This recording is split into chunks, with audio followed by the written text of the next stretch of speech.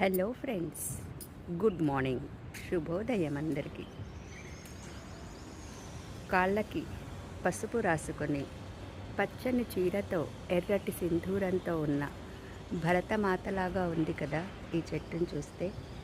Yes friends, ఈరోజు నేను చెప్పాలనుకుంటున్న విషయం ఆపరేషన్ సింధూర్. నిజంగా భారతదేశము శాంతికి ప్రతిరూపం. కానీ ఎప్పుడైతే మనని టార్గెట్ చేశారో, మన భారతీయుల యొక్క సింధూరాన్ని తీసేసి నీకు మోదీకి చెప్పుకోమని చెప్పారో, అప్పుడు మొదలైంది మన దేశంలో కూడా సత్తాను చాటుతామని. చూడండి, సింధూర్ అనే పేరులోనే ఉంది. ఏదైతే సింధూరాన్ని తీసేశారో అదే పేరు, అంటే పేరులో కూడా లక్ష్యం ఉంది. లేడీస్కి, అంటే ఆడవాళ్ళకి జరిగిన అన్యాయానికి బదులుగా మరి పాకిస్తాన్లో ఆడవాళ్ళని ఇంకా బురకా సాంప్రదాయం ఉంది.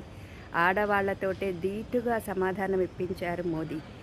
దీన్ని లీడ్ చేసింది కూడా ఇద్దరు ఆడవాళ్ళే. ఆవిడ ఫస్ట్ సోఫియా సింగ్, ఆవిడ మొదటి ఆర్మీ ఆఫీసర్. సో మరి వాళ్ళు చేసింది చూడండి, టార్గెట్ చాలా ఫిక్స్ చేశారు. ఎక్కడా పాకిస్తానీ స్థావరాలను కానివ్వండి, ప్రజలను కానివ్వండి, మిలిటరీని కానివ్వండి టచ్ చేయలేదు. మన వాళ్ళెవరు అక్కడికి వెళ్ళలేదు. ఓన్లీ మన యొక్క టార్గెట్ ఏదైతే ఉందో దాన్నే రీచ్ అయ్యారు. మిసైల్కి కెమెరాను అమర్చారు. ఏదైతే బిల్డింగ్ని టార్గెట్ చేయాలనుకుంటున్నారో అదే బిల్డింగ్ టార్గెట్ చేశారు. అంతవరకే విధ్వంసం చేశారు. ఉగ్రవాదులు చేసిన నేరానికి, అకృత్యానికి ఉగ్రవాదంతో సమాధానం. ఉగ్రవాదులను ఖతం చేయడమే సమాధానం. అంటే ఎవరైతే మనని హాని చేశారో వాళ్ళనే టార్గెట్ చేశారు. ఎవరికైతే ఏదైతే నష్టం జరిగిందో అదే పేరుని లక్ష్యంగా చేసుకున్నారు. ఎంత తక్కువ సమయం, 25 నిమిషాలలో 9 స్థావరాలలో టార్గెట్ మాత్రం ఉగ్రవాదులు మాత్రమే.